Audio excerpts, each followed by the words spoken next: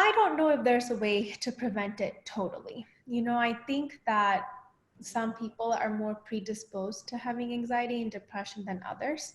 So if you are more predisposed towards it, you just have to work at preventing it more than someone who doesn't. It's the same thing as if you're predisposed to having high blood pressure, you have to eat less salt than the general population. So if you recognize that you're predisposed to these sad feelings, you have to work a little bit harder to prevent it.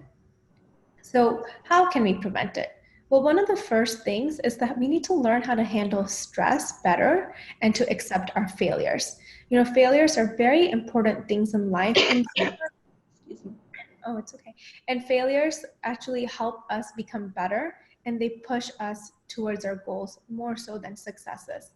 So, the iPhone addiction that we speak of, well, Steve Jobs didn't create this in one day, that it took multiple failures for him to create the phone. So learn how to handle your stress and accept your failures. And how do you handle stress? Well, one is to make a list of things to do.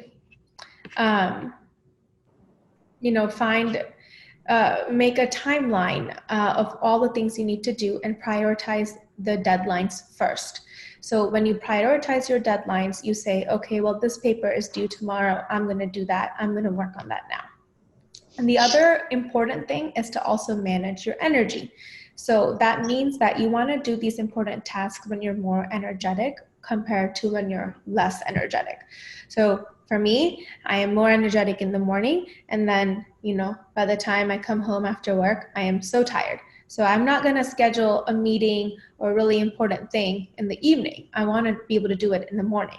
That's also how I like to schedule my surgeries. The biggest and the scariest surgeries, I schedule them in the morning when I'm wide awake.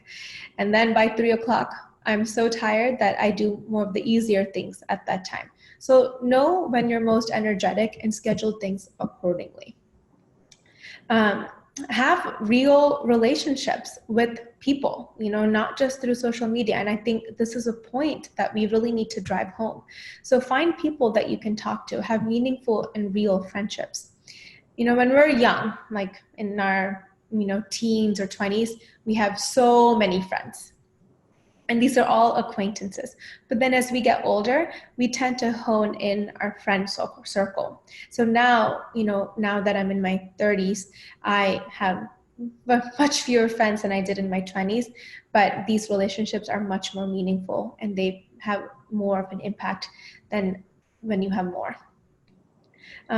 In the study that I had talked about earlier with the graduate students having 6 times more depression, well, one of the factors that these people talked about was that the stress that they felt during their grad school was partially because they couldn't find mentors in their school. So one of the biggest things I think when you're studying is to find mentors. So if you're in college, grad school, medical school, find helpful mentors, because these are the people that will guide you, that will give you opportunities. I didn't have really good mentors, I think, until probably medical school and residency. But if I had found some good ones in college, if somebody had told me to do that in college, I think that, I would have had much different opportunities than I did. We all know exercise, obviously, exercise helps elevate mood. It releases endorphins that make us feel happy. It plays a role in our physical health, mental health, helps us sleep better. And that brings us to the sleep component. When we don't sleep, it plays such a big impact on our mental health. So sleep is one of the most important things in preventing depression. The last 2 things, one of the things that we often fail is to find a balance between work and life. Especially, you're a mom and you have kids, and it's so hard probably to be able to do things for yourself that make you happy, and then to also do things for your kids or to also work, etc. So finding that balance between work and life is very important. And one of the best ways to find that balance is actually to meditate. So meditation gives us that inner balance, that inner peace that then helps us to find external balance.